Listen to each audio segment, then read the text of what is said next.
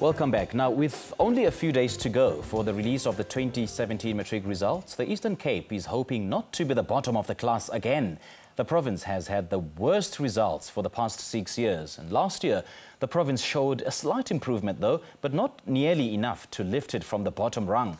But amidst the bad performances, every year there are outstanding students who triumph over their adverse conditions, while others just use their opportunities to the fullest. The SABC caught up with summer university students who are top achievers at their rural and township schools in the Eastern Cape. The Eastern Cape is a big province, of which a large percentage consists of rural areas. Education, seen as the key to a better future and a way to empower the youth, still faces a number of challenges. These challenges also seem to increase as social ills affect communities. Poverty remains one of the biggest problems facing numerous communities. The Education Department is looking at ways to implement mechanisms to aid scholars. The province has the second highest percentage of learners in the country that do not pay school fees, many who then complete Matric and need financial assistance or bursaries to study further. Rhodes University, I'm doing become accounting, and I find university very difficult, very challenging. I was doing analytical chemistry. Okay. It's quite nice, challenging, fun. Being in the lab is one of my things. Unfortunately, the narrative is not the same for everyone.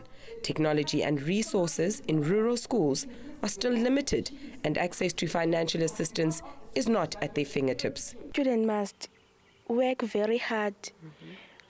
Whereas students that come from poor families like me, we are suffering financially. Last year, I didn't apply in the middle of the year. I applied in Forte early last year, this year. I applied in Forte, but I didn't get accepted. So I ended up in Husu, where I pulled out because of financial issues. Students from under-resourced schools are at a disadvantage when and if they make it to university. Coming from here, this environment is very different from varsity, and basically we don't have microscope here. So it was very difficult for me to use a microscope at varsity because I didn't know how to. The thing is, you have to speak English all the time, and what else? Meeting different people with different things, like different backgrounds and all the stuff. You remember, you see, I come from here in the township, and then other people come from Joburg, and all the thing is, have to learn. Despite the challenges, students will do anything to secure a good education. Starting from January, we're supposed to work 7 hours. The school is supposed to start at 7:45 to 8:45. We start at 7. And the earliest we leave is 4:30. That's the earliest. And from there, you work with them. They sleep here, you stay here until 10. This community is very fortunate in that there are young men and women here who want to do that. We do interventions like extra classes, Saturday classes, especially we prioritize those subjects that learners are not doing well.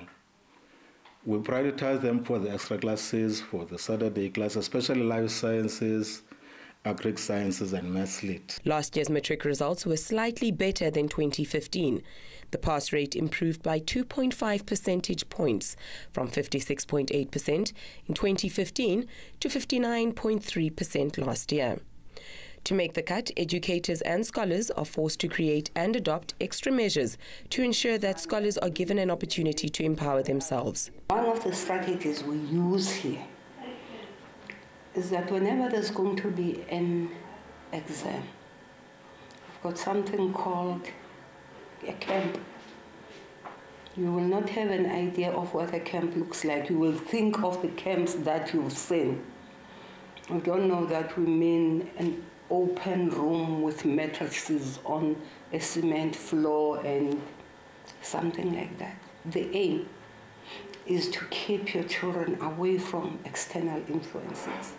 Last year, the Minister of Basic Education applauded the improvement in science and maths marks by black students, also that of the overall pass rate of progress pupils.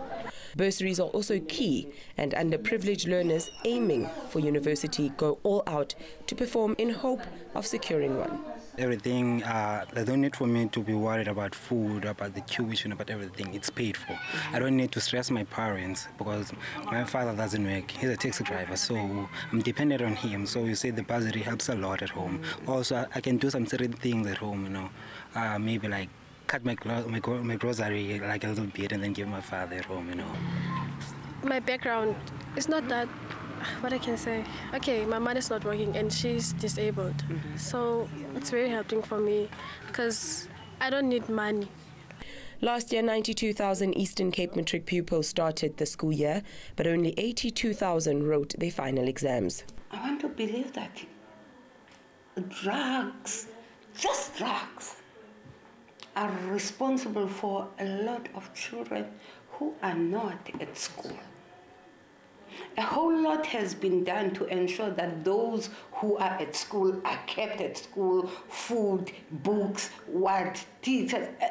I'm not going to say everything, but a lot has been done. But you're going to leave this place and go to the highway and find a whole lot of teenagers not going to school.